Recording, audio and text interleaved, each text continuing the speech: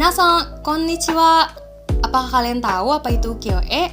Ukiyo-e terdiri dari kata ukiyo yang berarti dunia apung atau floating world dan kata e yang berarti gambar. Jadi, ukiyo-e merupakan seni rupa lukisan tradisional Jepang yang menggambarkan dunia apung tersebut. Ukiyo-e sudah ada sejak zaman Edo dan sangat berpengaruh di dalam dunia seni. Lukisan-lukisan ini dibuat dengan menggunakan teknik mencetak gambar di atas permukaan blok kayu dan pastinya teknik pembuatan ini menempuh berbagai tahapan agar dapat memperoleh hasil yang terbaik. Orang Jepang memiliki etos kerja yang disebut dengan kaizen. Kaizen berarti perbaikan berkesinambungan sehingga hal-hal yang diubah akan mengarah menjadi lebih baik. Seni ukiyo-e sendiri mengalami perubahan menjadi seni rupa yang lebih kontemporer. Atas dasar ini, kelompok kami melihat adanya hubungan antara etos kaizen dengan pembuatan ukiyo-e. Maka dari itu, kami memutuskan untuk meneliti kaizen yang terdapat pada ukiyo-e. Minasan, jika kalian juga tertarik terhadap bidang seni dan etos kerja Jepang, yuk kita simak videonya bersama.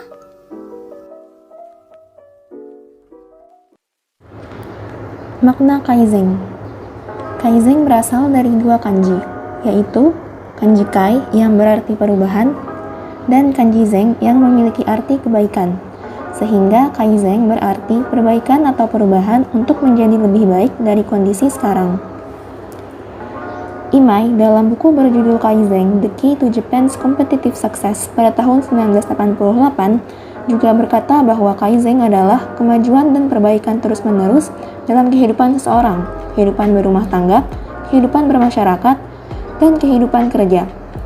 Jadi bisa dipahami bahwa kaizen ini tidak hanya bisa diterapkan di perusahaan, namun juga dalam kehidupan sehari-hari dan bermasyarakat. Sejarah kaizen. Setelah Perang Dunia II berakhir, pasukan pendudukan Amerika di Jepang membantu perekonomian Jepang agar bangkit kembali dengan meningkatkan produktivitas, kualitas, dan proses bisnis dengan beberapa cara berikut. 1. CCS atau Civil Communication Section mengadakan program pelatihan manajemen yang dibimbing oleh Homer Sarachon dan Charles Schwartzman dari 1949 sampai 1950. Kemudian ia merekomendasikan William Deming, yaitu seorang ahli statistik, untuk melanjutkan pelatihan lebih dalam tentang metode statistik. Kedua, ISS atau Economic and Scientific Session meningkatkan keterampilan manajemen Jepang dengan membawa Lowell Mellon untuk membantu mendirikan program Trading Within Industry pada 1951. Mellon sendiri adalah pionir dari Trading Within Industry. Sebelum kedatangan Mellon, ISS menayangkan film berjudul Kaizen Improvement in 4 Steps yang menjadi awal perkenalan Jepang terhadap Kaizen atau etos kerja mengenai perbaikan berkesinambungan. Siklus Kaizen. Pada umumnya, Kaizen dilaksanakan dengan siklus PDCA. Pertama, plan atau rencana, yaitu penetapan target untuk perbaikan dan perumusan rencana tindakan guna mencapai target. Kedua, do atau lakukan, yaitu melakukan penerapan. Ketiga, cek atau periksa, yaitu pemeriksaan atau evaluasi apakah sudah sesuai rencana dan memantau kemajuan perbaikan. Dan yang terakhir, act atau tindakan, yaitu standarisasi prosedur baru untuk menghindari terjadinya kembali masalah yang sama atau menetapkan target baru untuk perbaikan berikutnya. Selain PDCA, sebenarnya banyak juga metode lain yang bisa digunakan dalam Kaizen yang biasanya diterapkan dalam perusahaan. Beberapa contoh diantaranya adalah: pertama, TQM atau Total Quality Management. Pada awal pertumbuhannya, metode TQM menekankan pengendalian pada proses untuk mencapai kualitas. Namun kini telah berkembang menjadi sistem yang mencakup semua aspek manajemen, seperti biaya dan keterlibatan semua orang dalam organisasi. Kedua, 5S atau Seiri, Seitong, Seiso, Seiketsu, dan Shitsuke, yaitu 5 langkah pemeliharaan tempat kerja. Dan ketiga ada JIT atau Just in Time, yaitu metode untuk menentukan jumlah persediaan yang paling tepat bagi perusahaan pada saat ada permintaan, agar lebih efisien dalam menentukan jumlah bahan serta waktu produksinya.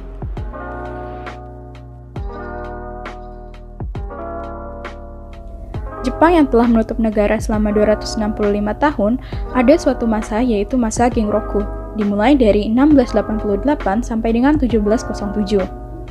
Pada masa ini, yang berkuasa adalah shogun kelima yaitu Tokugawa Tsunayoshi.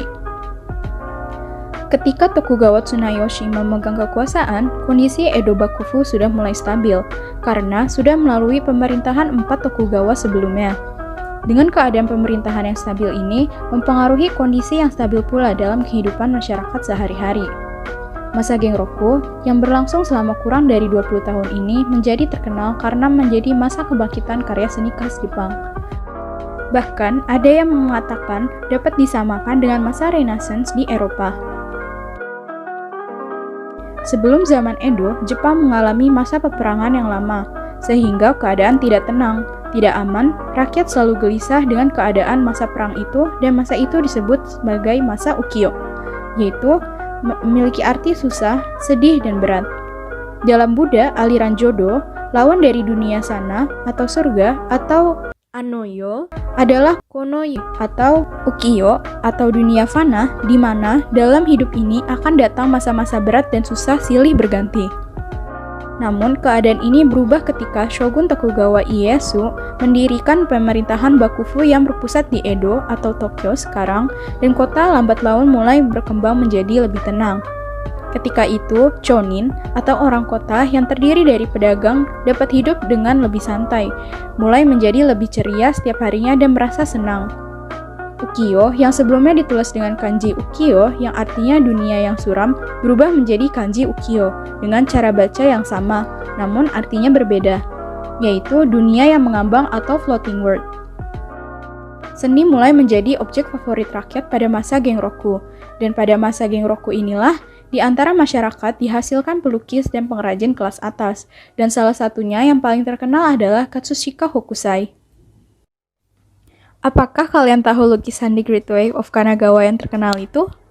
Pasti kalian pernah dengar atau melihat lukisan tersebut kan? Pelukis di balik lukisan tersebut adalah Katsushika Hokusai. Siapa itu Katsushika Hokusai? Katsushika Hokusai yang lahir di distrik Honjo, Edo pada 31 Oktober 1760 dan wafat pada 10 Mei 1846 adalah seorang seniman, pelukis, pemahat, dan terutama seniman grafis ukiyo-e pada zaman Edo. Hokusai dianggap sebagai salah satu tokoh penting dalam bidang ukiyo-e. Untuk memahami Hokusai, kita perlu mempertimbangkan 3 aspek berbeda dari kehidupan dan pekerjaan Hokusai, yaitu masyarakat, teknik, dan pemikiran. Pertama, seni Hokusai adalah produk dari waktu dan tempatnya, yang dimungkinkan oleh jaringan sosial yang luas. Hokusai mulai belajar di masa remajanya di bawah seorang desainer cetak terkemuka. Sementara itu, pencetakan balok kayu adalah upaya kelompok, dengan memerlukan seorang seniman, pemotong balok, pencetak, dan penerbit. Akhirnya, jika kita ingin memahami kekuatan gambar Hokusai, kita perlu memahami pemikirannya. Dunia Hokusai adalah dunia di mana cakrawala bersifat lokal. Perjalanan yang panjang dan biasa ia lakukan dengan berjalan kaki membuat ia dapat berinteraksi dengan dunia luar. Dari sanalah ia mendapat banyak informasi mengenai kepulauan Jepang, benua Cina, dan negara-negara lainnya.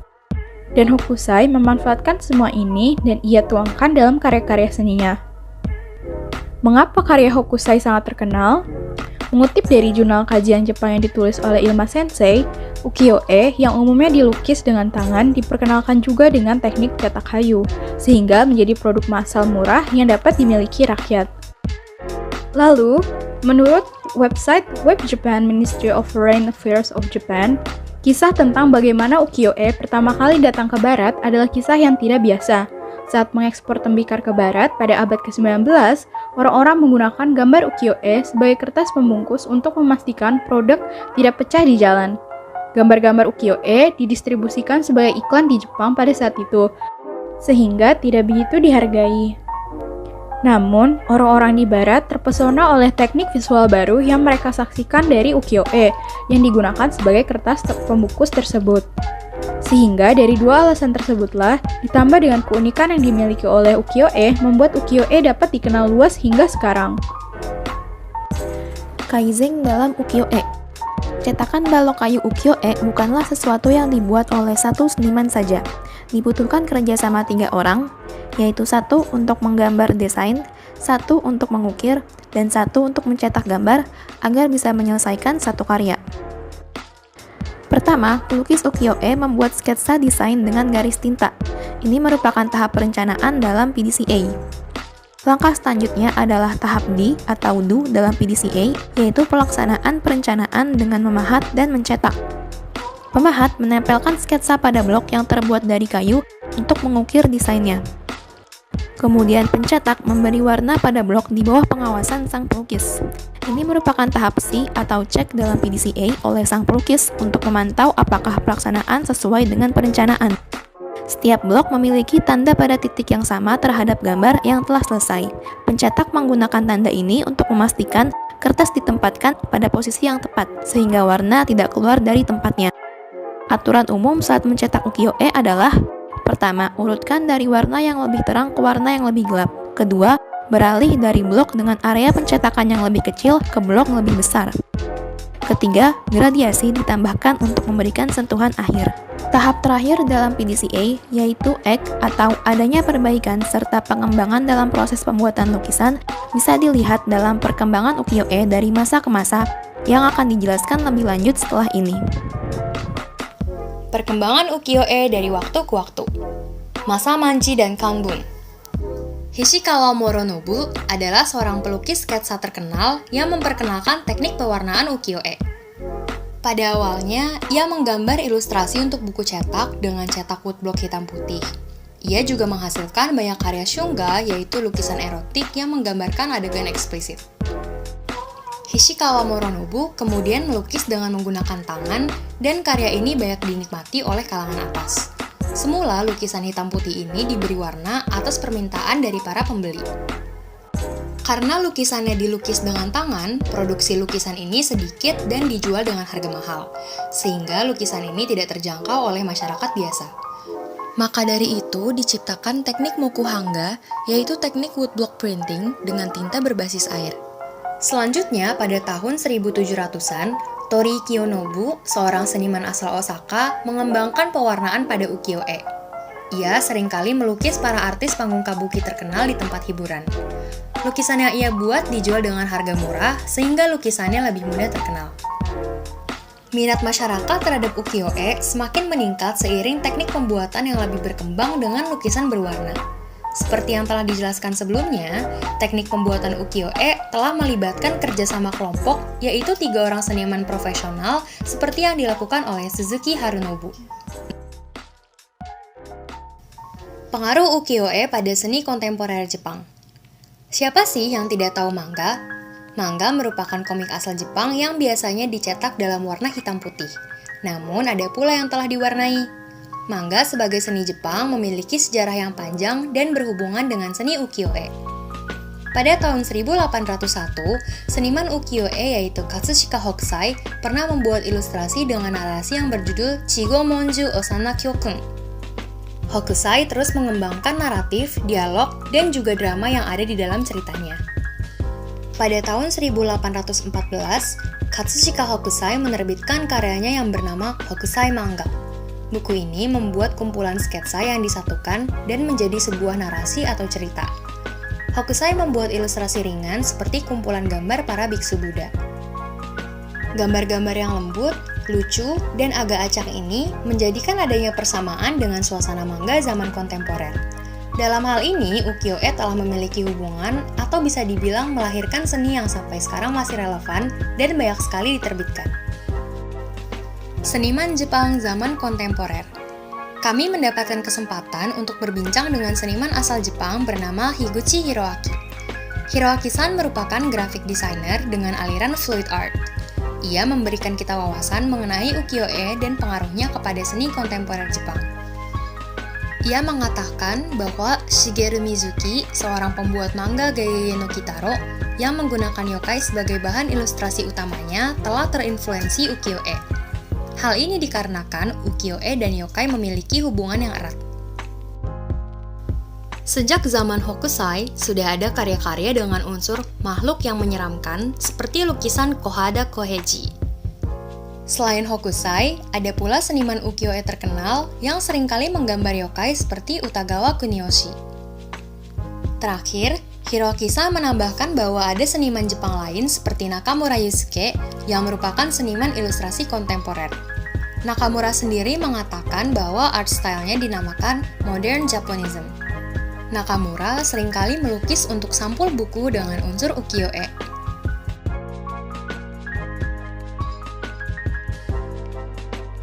Istilah Japonisme pertama kali diciptakan oleh kritikus seni dan kolektor Prancis Philippe Berti pada tahun 1872 untuk mempelajari seni dan bakat seni Jepang.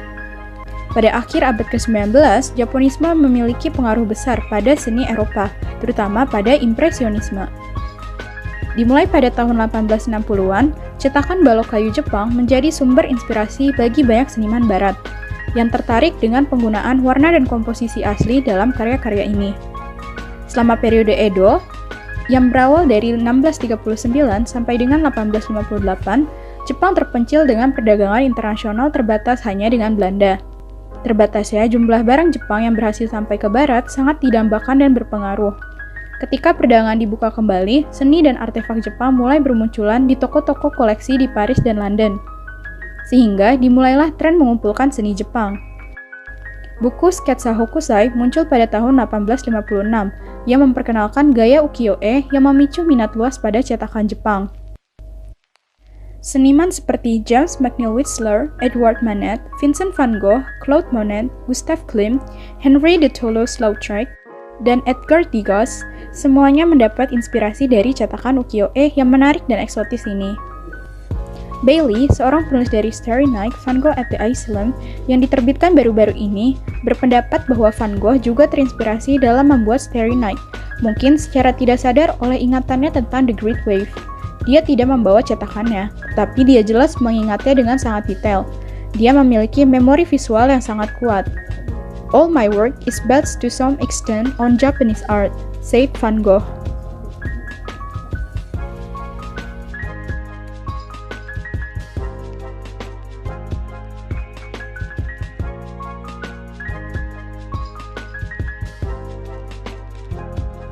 Jika kita melihat dalam keseharian pun, dalam diri tiap-tiap seniman atau seseorang yang memiliki kemampuan dalam seni, proses dalam menempuh hingga titik di mana akhirnya ia menemukan jati dirinya membutuhkan proses yang panjang.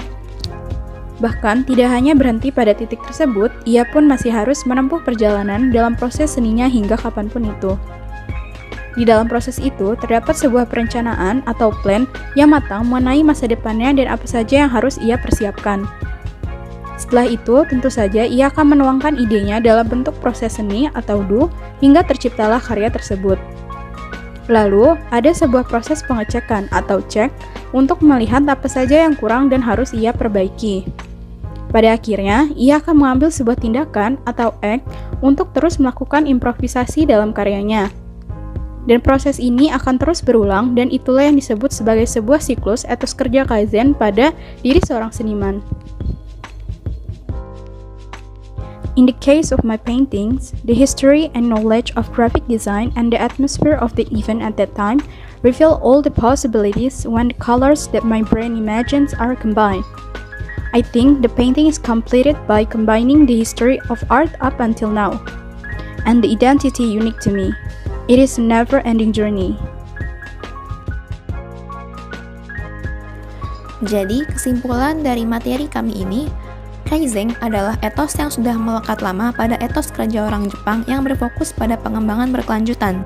Walaupun istilah Kaizen sendiri baru muncul pasca Perang Dunia Kedua.